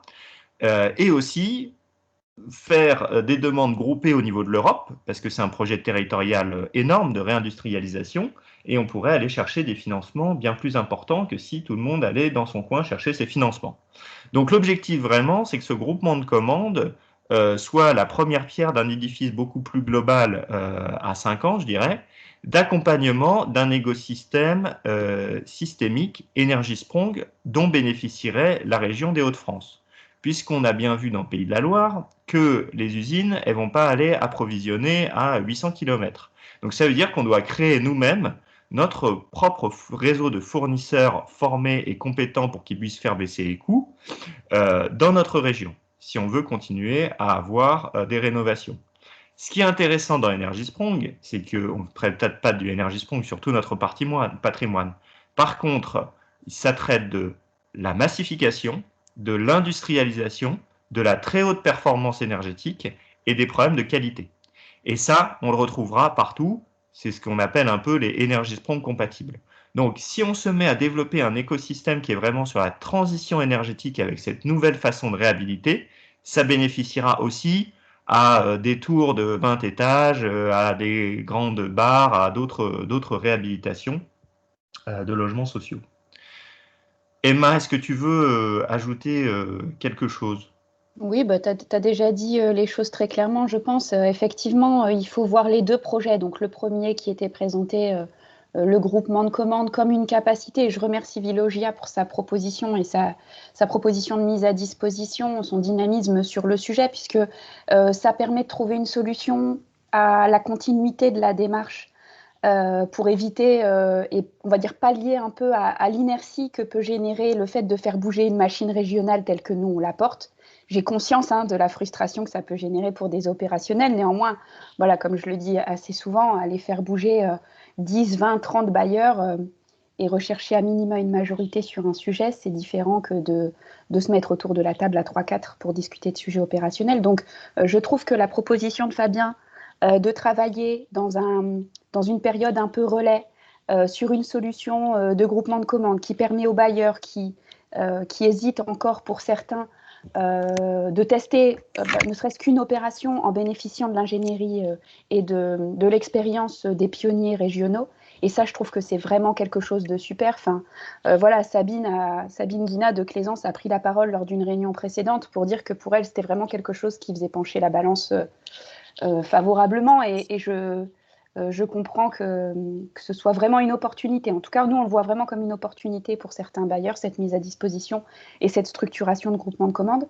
Néanmoins, effectivement, c'est qu'une petite partie de la construction de l'écosystème que nous, on souhaite mettre en place et sur lequel on continue à travailler en parallèle avec le fait d'aller négocier la mutualisation d'une ingénierie dédiée. Bon, alors, pour l'instant, évidemment, nous, on est en train de travailler sur une ingénierie à l'URH, mais voilà, il y aurait d'autres possibilités envisageables avec la recherche de partenaires financeurs sur la mutualisation de cette ingénierie, etc. Donc, nous, on continue en parallèle et à l'appui de ce groupement de commandes qui va être quand même voilà, une belle photographie à l'instant T du dynamisme des bailleurs sur le sujet. Et nous, on continue à travailler à l'appui de ce dynamisme pour motiver la construction d'une équipe projet avec des missions beaucoup plus vastes telles que l'a exprimé Fabien. Enfin, c'est la diapo d'après d'ailleurs, mais tu as déjà tout dit, donc je ne vais pas aller plus loin. Mais voilà, donc là, les prochaines étapes, c'est de mesurer l'ambition des bailleurs à participer au groupement de commandes tel que ça vous a été exprimé aujourd'hui, avec du coup un calendrier un peu contraint quand même, parce qu'il y a un peu de boulot quand même pour arriver au groupement de commandes sur des OS 2022.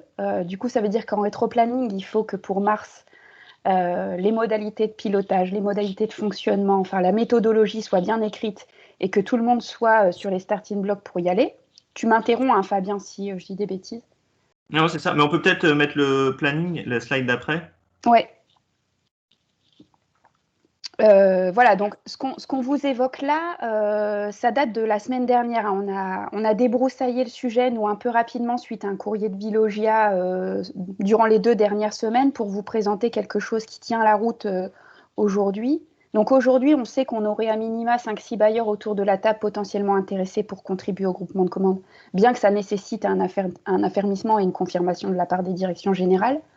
Évidemment, ce groupement de commandes, il est ouvert à tous les bailleurs qui souhaiteraient s'engager dans la perspective d'un OS 2022-2023 dans ce groupement de commandes. Par contre, il va falloir qu'on puisse avoir une posture claire pour fin février, pour que nous, on puisse faire valider tout ça en mars et avancer.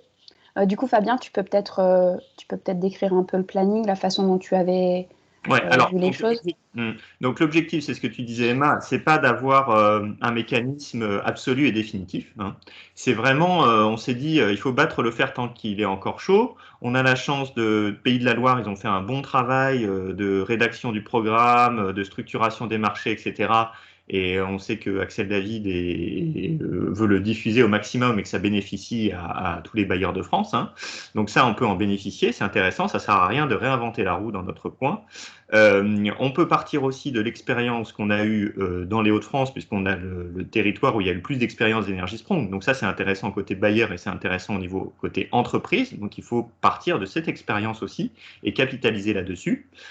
Donc l'objectif, ça serait, si on veut avoir des OS sur 2022-2023, donc c'est séparé de Massy Réno, hein, c'est différent parce que je pense qu'il faut séparer un peu les deux, même si après on ira chercher les financements possibles, etc., sur notre groupement de commandes.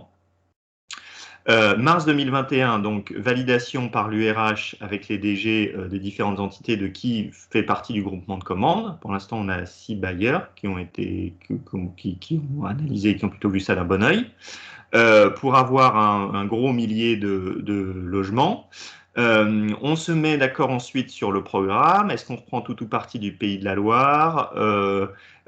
Quel type de marché? Est-ce que justement on a encore le droit de faire des dialogues compétitifs ou pas? Au niveau des allotissements, ce qu'on voyait pour que ça soit le plus souple possible, à la différence de la centrale d'achat des Pays de la Loire, ben, c'est de se dire on se met juste, on fait ensemble tout ce qui est rédaction du programme, dossier de consultation, mener le dialogue compétitif. Ça, c'est moi qui me charge de tout ça. Et après, l'allotissement, on fait un lot par bailleur. Comme ça, chaque bailleur est un peu maître pour savoir qui il souhaite avoir au niveau comme prestataire. Et puis après, chacun peut gérer financièrement, comptablement son opération et aussi avec ses locataires comme il le souhaite. C'est beaucoup plus facile. À titre d'exemple, quand même, sur Pays de la Loire, moi j'ai regardé attentivement le dossier, mais Greenflex peut préciser aussi. Ils ont mis, donc il y a 13 bailleurs en tout, je crois. Il y a 4 lots de 450 logements, mais sur chaque lot, en fait, c'est des marchés subséquents liés à l'ensemble des bailleurs. Et donc sur chaque lot, on peut avoir entre 3 et 7 bailleurs différents. Moi, je trouvais que c'était un peu compliqué pour les entreprises à comprendre et à gérer après.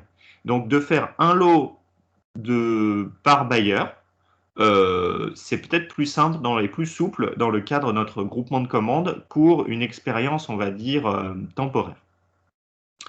Et puis après, donc ça c'est le planning prévisionnel, donc lancement de l'avis d'appel à candidature en mai, après déroulement du dialogue compétitif, offre initiale, offre finale, en veillant bien à ce qu'il y ait assez de temps pour la phase de conception, c'est ce que je disais tout à l'heure, parce que notre retour d'expérience, c'est de se dire qu'il faut quand même que les entreprises aient le temps de travailler un peu, et il ne faut pas oublier que le temps que l'on gagne en chantier, ben, c'est du temps qui passe en conception quand même. Pour une attribution sur le premier trimestre 2022, pour pouvoir enchaîner après administrativement les différents projets que chaque bailleur mènerait. Ça, c'est vraiment l'action, on va dire, temporaire et relais de mise à disposition par Veolia, donc de ressources et d'expérience, sur l'année 2021 en débordant un peu sur 2022. L'objectif dans le cadre du club bailleur, je pense, c'est après de voir comment on met sur des OS 2024, 2025, 2026, on met un mécanisme pérenne en place. Et ça, je pense que ça va nous occuper au niveau du club bailleur de savoir ce qu'on fait entre la région, l'URH, est-ce qu'on globalise tout, comment ça se passe. Voilà le planning.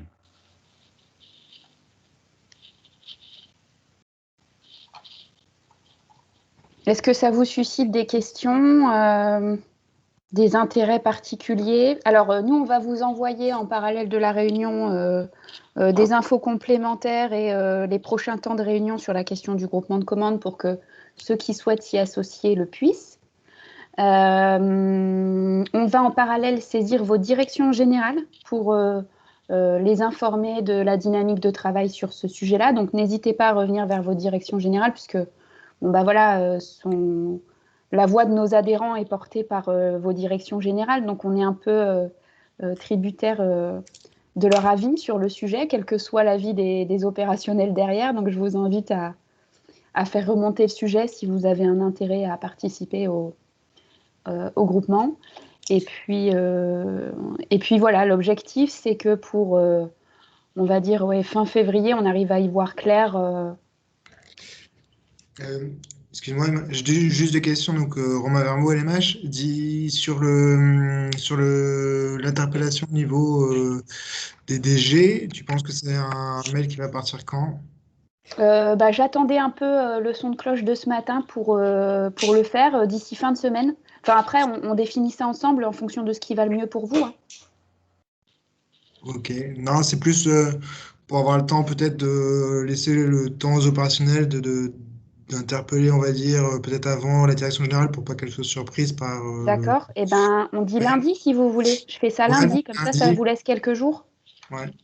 Et autre chose, je voulais juste savoir si on pouvait avoir du coup le PowerPoint et notamment le présenter du coup le planning qui est là pour avoir un aval c'est plus simple. Enfin, j'imagine qu'on l'aura juste après, mais Oui, on va vous envoyer ça. Et puis après, tu as pas mal d'éléments aussi dans la note qu'on vous a renvoyée la semaine dernière et que je vais renvoyer du coup à tous. Ok, très bien. Et tu as aussi, Emma, je crois que tu leur as renvoyé aussi les documents de Pays de la Loire que je t'avais envoyés. Non, tu vas l'envoyer. Si, alors, uniquement aussi ce qui était là lors de la discussion de la semaine dernière, mais on peut envoyer à tous sans aucun problème à la suite de cette réunion. Comme tout le monde n'était pas informé du sujet, je préférais débroussailler le sujet aujourd'hui et envoyer les éléments ensuite pour pas que ça tombe comme un cheveu sur la soupe. Mais là, dans la foulée, on renvoie tout à tout le monde, la note, les documents, pour que tout le monde ait le même niveau d'information. Mais Romain, avec tous les documents, tu as quand même beaucoup d'informations sur s'il y a des questions de ta direction générale, sur comment ça s'organise, les types de programmes, etc. quoi, si tu lis les documents de Pays de la Loire. Oui, d'accord. Non mais merci. C'est pour avoir. Là, je voulais déjà avoir présenté la globalité de la démarche. Donc nous, on est partant, bien sûr. Mais c'est vrai que le planning là, il est plus précis. Ça permettra qu'ils puissent avoir une vision plus globale sur le déroulement de ce groupement. Ok, très bien. Bon écoute, du coup moi on se dit je fais partir ce petit mail pour le lundi. Je me le note. Et donc voilà, et on est en train de prévoir une échéance de travail. On s'est fixé une rencontre quand? C'était le 19 de mémoire pour faire un point sur ceux qui veulent partir dans la démarche. Oui, c'était ça, oui. Voilà, mais je vous mettrai tout ça dans le mail. En sachant que le 19 février, donc ça vient de se décaler, hein, le club entreprise Hauts-de-France qui était prévu le 12 est décalé au 19. S'il y avait un intérêt à ce que vous puissiez intervenir, bailleur, au club entreprise, d'avoir en tête, c'est le matin, le vendredi 19 matin. Oui, au pire des cas, on décalera notre créneau.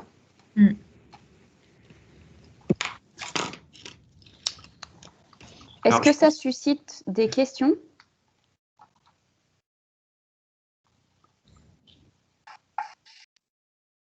Marion. Oui, alors moi, c'est pas des questions, c'est plutôt pour saluer évidemment cette initiative, cette démarche collective et vous dire que Energy Sprong a toujours le bon écho de Philippe Vasseur, donc de Rêve 3, que j'ai encore rencontré la semaine dernière. Philippe Vasseur m'a confirmé sa volonté de soutenir la démarche et tout l'intérêt qu'il y portait. Dans la continuité, en fait, comme l'a dit rapidement Franck en début de réunion, nous organisons dans une dizaine de jours une grosse réunion interne à la région qui associe surtout nos directions de la prospective économique, de l'action économique, de la formation, direction de l'Europe pour les financements, et puis aussi pour compléter, être vraiment exhaustive, notre direction du patrimoine sur le sujet lycée, pour expliquer la démarche Energy Sprong et pour proposer d'en faire en fait je vais pas dire une politique régionale, mais en tout cas une opération d'intérêt régional. Donc, nous, on est en train de construire ça en interne et du coup, face à ça, de pouvoir s'organiser. Surtout, je crois qu'en tout cas, l'urgence, c'est de s'organiser pour pouvoir accompagner les entreprises qui souhaiteraient s'investir dans la démarche, que ce soit en transformation d'activité, en reconversion, comme le disait Fabien, en création nouvelle. Voilà, de voir comment est-ce qu'on peut être rapidement présent pour accueillir les entreprises qui souhaitent s'y investir et également présent sur les sujets de la formation. Vous le savez, la région a des contrats de branche qui sont signés avec les fédérations du bâtiment dans le cadre des schémas de développement formation d'un côté et des VECO de l'autre, voir comment est-ce qu'on peut inscrire les besoins en compétences nouvelles dans ces contrats de branche cadre avec les filières. Donc voilà un peu notre proposition pour contribuer à l'écosystème qu'on est en train tous de mettre en place. Ok, merci. Ce qui va être important, à mon avis, c'est de communiquer aussi, une fois que tout le monde sera mis d'accord comment on y va, de communiquer ça aux entreprises. Parce qu'il faut qu'elles soient au courant et que les Hauts-de-France souhaitent développer soit un peu terre d'accueil des entreprises Energy Sprong et des groupements Energy Sprong. Parce que si on fait tout ça et que personne n'est au courant ou n'est au courant d'une façon cohérente, ça ne sert pas à grand-chose. Donc il y a vraiment un volet de maîtrise de la communication et diffusion de la communication et que tout le monde martèle le même message qui est très important. Parce que c'est quand même la clé pour le sourcing et identifier les fournisseurs après qui vont répondre à nos marchés. Évidemment, oui. Merci Fabien de le rappeler et on l'a bien en tête. Donc le 19 février étant le prochain club entreprise, notre souhait évidemment c'est de pouvoir communiquer aux entreprises cette organisation dans les Hauts-de-France qui s'organise. Donc si à cette date on a des éléments concrets à leur partager sur cette organisation, on n'hésitera pas à le faire en termes de que ce soit juste du teasing, si les modalités ne sont pas encore précises, mais sur le volume en tout cas et sur ce groupement de commandes qui se précise. J'ajouterais que même si ce n'est pas des éléments concrets, c'est surtout important de partager la vision que vous avez. C'est parfois difficile d'avoir justement je dis ça sur d'autres régions, d'avoir cette vision vraiment de groupe et de dynamique avec l'ensemble des éléments que vous venez de présenter sur les ambitions que vous avez à atteindre collectivement sur cette organisation. Donc ça, c'est des éléments que quand bien même on n'aura pas d'éléments concrets, de toute façon, on en fera part aux entreprises pour aussi leur faire bien comprendre que non seulement voilà, il y a une organisation qui se monte en face, mais qu'elle a une vision qui est au-delà des quelques opérations, je dis quelques en milliers, mais c'est volontaire, hein, des opérations, je dirais, intrinsèques qu'elle proposera pour les marchés, mais de dynamique de développement au niveau du territoire qu'elle inspire et qu'elle souhaite inspirer, pour que justement il y ait aussi cet écho à se dire, voilà, c'est pas uniquement des bailleurs qui disent, bon, bah, on fait un marché ensemble et puis ça nous fera baisser les coûts, mais qui a cette volonté d'aller vraiment au-delà et de les intégrer le plus possible dans la logique. Donc ça, c'est des choses que de toute façon, on transmettra, d'autant plus que voilà, c'est très positif et c'est surtout une dynamique qui sera, où il y aura écho forcément de leur côté également. Est-ce que vous avez, au niveau de Greenflex, des retours par rapport à la diffusion, parce que c'était la fin des candidatures pour le Pays de la Loire? Des retours sur les candidatures qui ont été déposées sur le livre et la nature. À partager. Alors, c'est pas moi qui les ai étudiés, mais Franck, est-ce que tu en as, toi, sur le programme qui a été... Je sais qu'il y a eu la relecture du programme qui a été faite il n'y a pas longtemps. En fait, nous avons, dans les faits marquants, nous avons partout de très, très bons groupements. Nous avons fait un très, très gros travail pour voilà, accompagner les entreprises jusqu'au bout. Et nous avons 50% de groupements de PME. D'accord. Et on a carton plein sur les groupements candidats et une répartition qui est pas loin de l'idéal que nous avions projeté. Donc, il y a eu une mobilisation vraiment très, très forte. Alors, avec beaucoup de péripéties, hein, je vous les passe, mais aussi, voilà, on a traversé toutes les péripéties d'un projet comme celui-là, c'est-à-dire aussi des des indices d'abandon au milieu, des groupements des entreprises qui s'entendaient très très bien et qui ont failli clasher au milieu, même au dépôt de candidature, mais qui après, on a fait on a fait le lien, on a déminé la situation. Voilà, donc on a tout vécu. Et en même temps, on est arrivé à avoir vraiment un panel complet d'entreprises et de groupements et tout ce qu'il faut pour passer la prochaine étape. Après, voilà, restons encore une fois humbles et attendons de voir la suite. Mais pour l'instant, tout se passe bien. L'offre initiale, elle est prévue pour quand, normalement, sur le Pays de la Loire? Là, le DCE va être envoyé là incessamment et les candidats vont être retenus.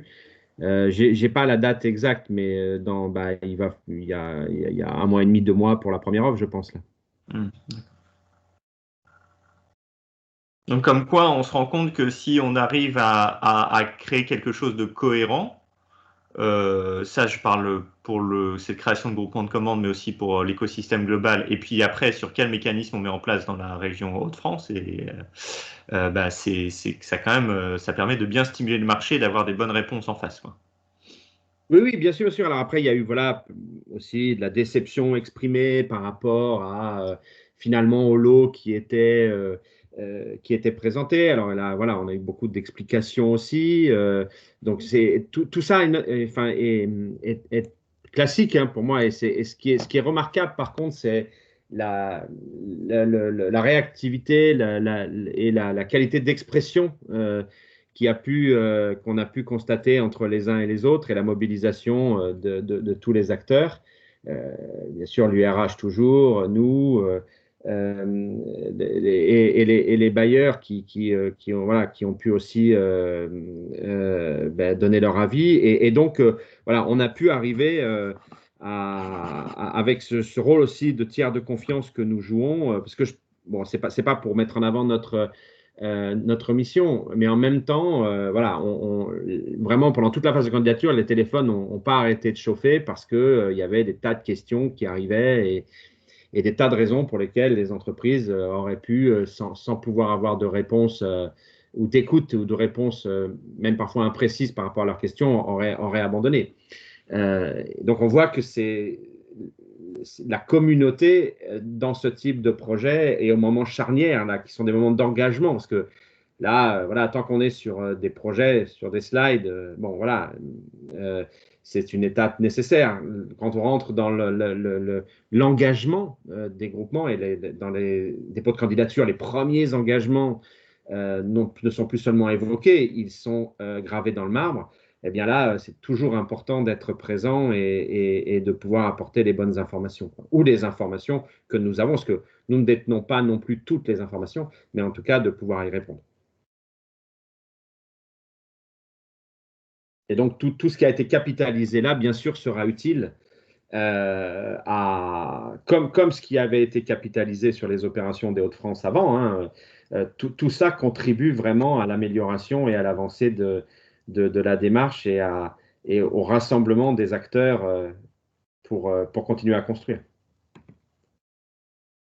Alors après, il ne faut pas voir. Moi, je pense que c'est important en effet d'être humble par rapport à la démarche Energy Sprong. En échangeant avec les autres pays européens et les Hollandais aussi, on se rend compte que c'est assez marrant parce que tous les bailleurs considèrent que Energy Sprong, en effet, E égale 0, c'est très bien, intégration des énergies renouvelables, industrialisation, augmentation de la qualité qui n'est pas au rendez-vous quand même sur les réhabilitations, etc. et garantie de la performance. Après, je pense qu'il faut continuer à réfléchir aussi de quel aspect ça revêt. On n'est qu'au début de l'histoire. Il faut en discuter aussi avec les entreprises, qu'on se mette d'accord nous. Donc, je pense qu'il faut avancer en parallèle sur massifier la commande, et c'est important pour que les entreprises comprennent clairement du Energy Sprong actuellement, c'est ça, et on répond comme ça. Et puis, continuer aussi quelques programmes de recherche pour voir d'autres formes.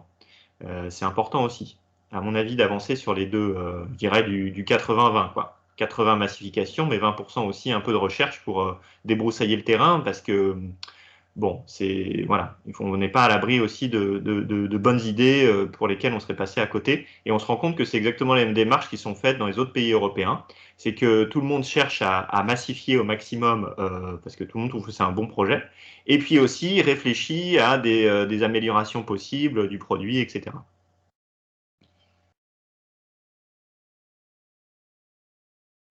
Est-ce qu'il y a des questions? Ou des prises de parole pour préciser le positionnement de bailleurs ou leur souhait, voilà, leur souhait en tout cas. Et puis, comme c'est écrit là sur la slide, hein, donc la question qui va se poser, ça va être de savoir qui se positionne, qui intègre ce premier groupement de commandes avec comme objectif d'avoir une réponse pour le 19 février. Donc voilà, ça sera la prochaine étape, je pense, importante, qui sera actée aussi par les DG, comme l'a dit Emma, à acter lundi prochain. Donc ça, c'est dans les prochains jours. S'il y a des bailleurs qui souhaitent préciser, n'hésitez pas, c'est le moment. Si à un moment donné, vous ressentez un besoin qu'on se mette autour d'une table ou d'une visio, hein, selon le contexte malheureusement, qu'on se mette autour d'une table avec direction générale, technique, etc., pour essayer d'éclairer un peu, que ce soit sur le montage financier, l'équilibre financier ou sur le retour d'expérience de Veolia. Je pense ne pas trop me tromper en disant que on pourra facilement organiser ça pour ceux qui considèrent que cette étape-là pourrait susciter un engagement dans le groupement de commandes. Je veux dire, si à un moment donné, vous avez l'impression qu'un petit temps d'échange avec DG opérationnel, URH, Fabien, je m'avance un peu pour toi, tu coupes mon micro si jamais tu n'es pas d'accord, mais je pense que si ça peut susciter un engagement, nous, on se tient à dispo.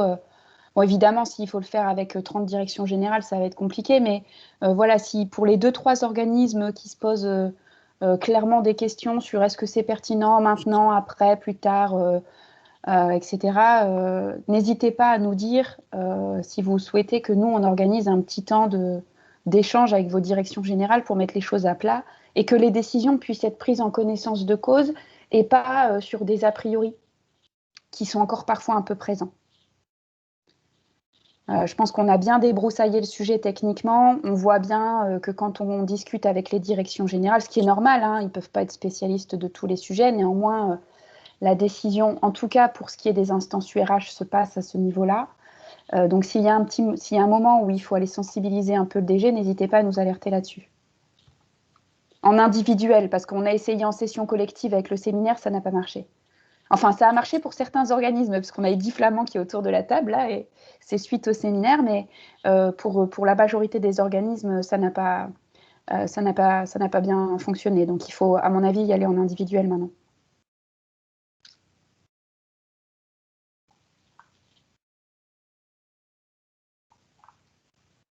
Est-ce qu'il y a d'autres remarques?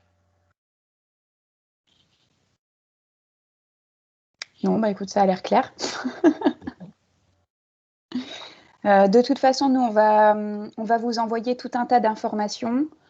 On se tient à votre disposition si vous souhaitez en échanger de manière bilatérale, voilà, de manière plus officieuse peut-être ou plus directe. Et puis, de toute façon, on vous tient désormais tous au courant des différentes échéances et de l'avancée des travaux sur le sujet.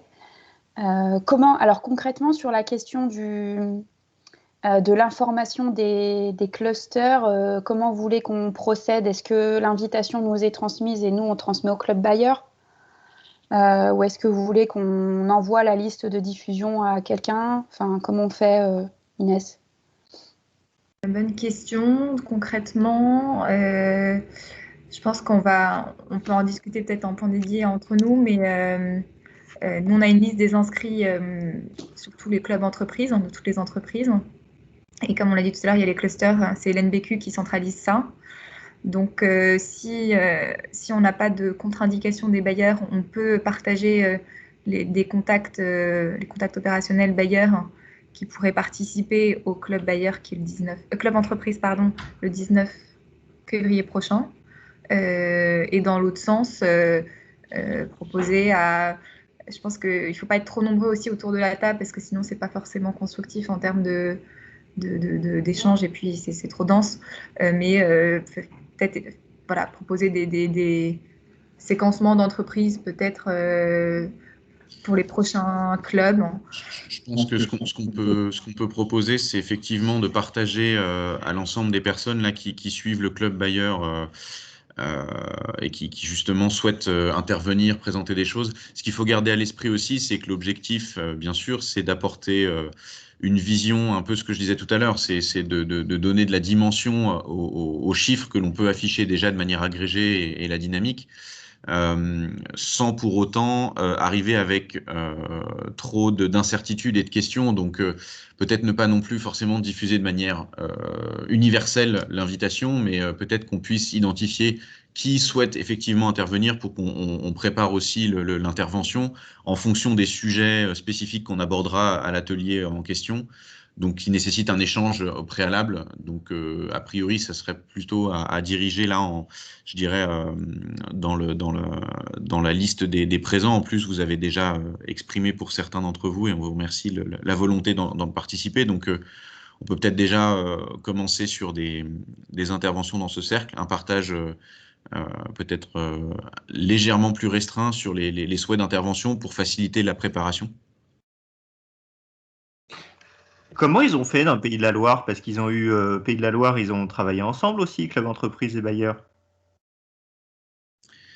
Oui, mais c'était beaucoup plus, entre guillemets, centralisé. Il y avait de mémoire, hein, je parle sous ton contrôle, Franck, mais il n'y a pas forcément eu d'intervention à titre individuel de certains bailleurs dans des clubs. Je crois que c'était souvent représenté ou agrégé par des tiers. Mais c'est pas encore une fois, c'est pas forcément quelque chose à réitérer exactement pareil, mais ça permettait aussi justement de ne pas avoir de positionnement trop spécifique sur certains aspects. Mais oui, les demandes étaient beaucoup moins concrètes des entreprises. C'était différent en termes d'animation. Les demandes étaient beaucoup moins concrètes. Là, les demandes qui nous remontent, en fait, sont précises et concrètes. Et donc, et de notre côté, nous avions plutôt déroulé des ateliers sur la prise en charge, l'élévation d'expertise de la démarche.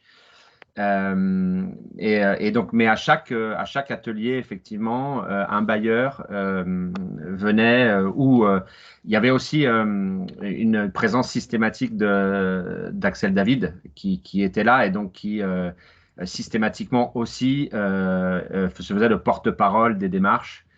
Donc voilà, c'est différent. C'était vraiment différent.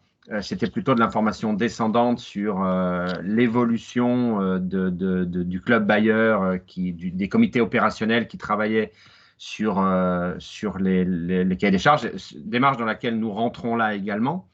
Donc on va pouvoir aussi rentrer dans cet échange puisque si, comme vous lancez là les travaux, eh bien régulièrement vous allez, si vous le souhaitez, pouvoir venir informer l'écosystème économique de l'avancée du cahier des charges, de la forme que prendront les différents types de patrimoine, etc. Donc voilà, on va le faire. On est dedans là, on est dedans. La seule différence, c'est que effectivement, ce que je peux voir, c'est que c'était plutôt descendant au Pays de la Loire. C'est pas étonnant parce qu'il y avait une moindre maturité à tous les niveaux. C'était il y a un an et demi, et il n'y avait pas directement d'entreprise locale impliquée. Là, nous avons des questions précises sur, mais même sur leur propre business model à eux, enfin plan d'affaires à eux. Sur la façon d'assurer la rentabilité. C'est très sain, c'est très sain comme questionnement et en même temps très compliqué parce que d'où aussi notre adaptation à nous et la volonté vraiment d'accompagner des champions maintenant. Hein. On va, voilà, si je fais des comparaisons un peu triviales, bien, il y a il y a les clubs sportifs locaux, et puis il y a Clairefontaine ou Marcoussis, hein, Clairefontaine pour le foot et Marcoussis pour le rugby. Ben, voilà, on va s'organiser pour pouvoir faire cette animation globale, mais aussi détecter les gens qu'on va pouvoir faire monter à Clairefontaine pour aller encore plus loin. Et Clairefontaine sera accessible à tout le monde, mais pas dans la même temporalité. C'est ça qui fait un peu la différence, avec ma comparaison très triviale. Mais voilà, il nous faut maintenant, et on a les moyens maintenant on a la vision pour pouvoir organiser ça. Et c'est aussi grâce à la vision que vous apportez sur plusieurs années. On n'a pas cette projection ailleurs. Là, cette projection permet aussi vraiment d'avoir l'organisation miroir côté écosystème entreprise. Donc, tout ça se construit. Hein, voilà. Donc, on va voilà. C'est super que vraiment, merci d'avoir évoqué ça parce que je vais avoir la question encore ce soir parce que les clusters nous demandent systématiquement qui on peut inviter, quand on peut les inviter. Et ils sont aussi très friands de visites. Hein. Ils demandent à visiter du concret. Okay. Là aussi, on freine parce qu'on sait que la situation sanitaire aujourd'hui complexifie les choses, mais ils demandent aussi à visiter. Et en complément de ce que vous dites, je pense qu'il faut vraiment donner leur place au cluster parce que c'est vraiment eux qui ont l'habitude de travailler avec les entreprises, qui vont savoir les accompagner et qui, je pense aussi, vont avoir leur confiance. Et du coup, il faut vraiment réussir à intégrer, voilà, je pense à CD2E, à Fibois, ils sont quand même d'une grande proximité avec les entreprises. Donc, c'est vraiment, il faut vraiment travailler avec eux pour qu'ils soient complètement intégrés à la démarche. Oui, tu as raison. Et donc, c'est exactement ça. Et donc, concrètement, moi, ce que je vais faire, de toute façon, ce soir, je vais informer, je vais transmettre les coordonnées d'Emma, notamment au sein de l'URH, et puis, je vais leur demander qu'ils souhaiteraient faire intervenir. Et à ce moment-là, ils se mettront en relation directement. Donc, le groupe qui organisera le prochain atelier, je ne sais plus exactement parce qu'il fonctionne en binôme. Bien se mettra directement en relation avec l'URH et ou avec le bailleur concerné. On a déjà la candidature de Vilogia, de Septalia Vilogia, très bien. Voilà, on va leur proposer. Et puis, comme je n'ai pas d'objection là, on se permettra de transmettre les mails des interlocuteurs pour qu'ils puissent directement prendre contact avec vous et puis organiser les échanges en direct. Hein, et vous faire part du questionnement en amont. Enfin voilà, ça va être très fluide, ça va très très bien fonctionner, j'ai pas de doute là-dessus. Ouais, je pense que avec tout ce qui vient d'être dit ce matin, on est assez mûr pour monter maintenant une petite task force peut-être autour du projet, c'est-à-dire d'avoir un représentant de chacun des parties prenantes et qu'on puisse avoir des réunions régulières pour partager, dérouler et puis construire la suite la suite à venir, quoi. C'est une proposition en fait. Oui, enfin, moi, ça fait écho à ce qu'on a présenté sur la question de la dynamique régionale à mettre en place. Hein. Moi, je suis tout à fait d'accord.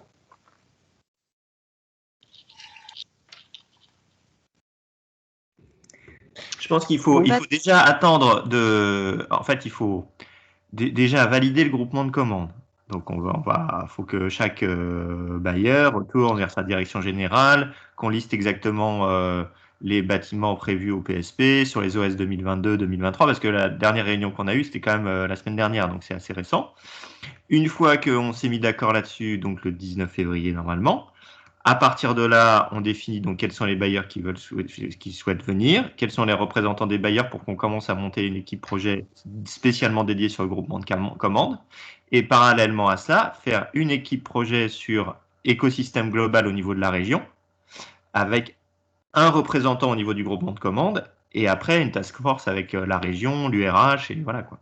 Mais, oui, c'est ça. Tout ça, ça dépendra du nombre de bailleurs investis. Voilà, c'est ça.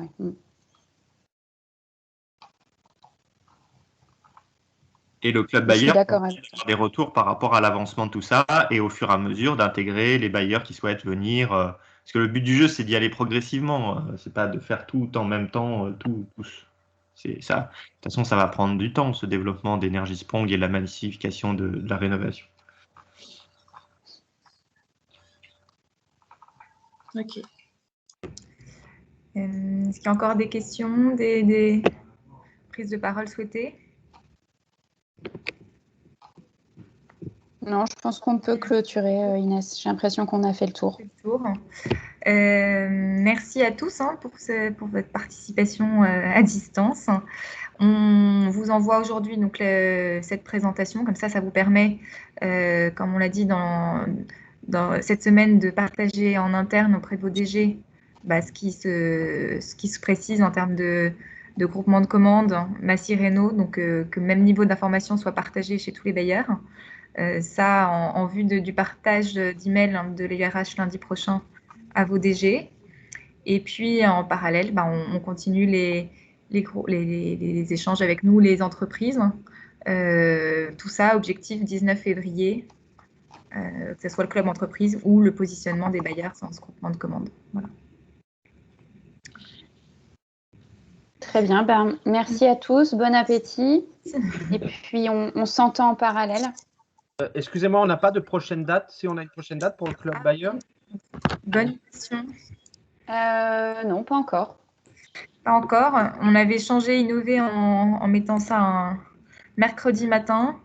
Je pense qu'il faut viser. Si il y a le 19 février, qu'il y a la réponse du groupement, commande peut viser début mars, je pense. Ce serait après l'appel Massy Renault. Ce serait l'appel après Massy Renault, exactement, après le groupement de commande, après le club d'entreprise. Donc la première semaine de mars, par exemple, si ça. C'est les vacances scolaires. C'est les vacances scolaires dans le Nord, oui. Peut-être la semaine suivante. La semaine du 8. Bien vu, la semaine du 8, alors, la semaine du 8 mars. Est-ce que ça conviendrait à tout le monde? Il n'y a pas d'objection? Peut-être un jeudi? Un jeudi? Un jeudi matin? Le mercredi, parfois, ça peut... Le jeudi 11. Jeudi 11? Ok. Parfait. Noté. Très bien, merci Franck pour le rappel. C'est vrai que c'est bien de se... c'est important de... la ligne. Très bien. Et jeudi 11, on envoie une invitation, l'URH, peut-être que vous, comme de la même manière que c'était fait jusqu'à maintenant, vous pouvez envoyer cette invitation, qu'elle soit bloquée dans les agendas. Merci à tous. Très bonne journée et puis à très vite alors. Et on vous partage aussi, dernière info, on vous partage évidemment comme promis la trame Massy Renault avant la fin de la semaine. Voilà. Merci beaucoup. Merci bien, à bientôt. Merci. À bientôt, merci. Bonne journée. Au revoir. À bientôt.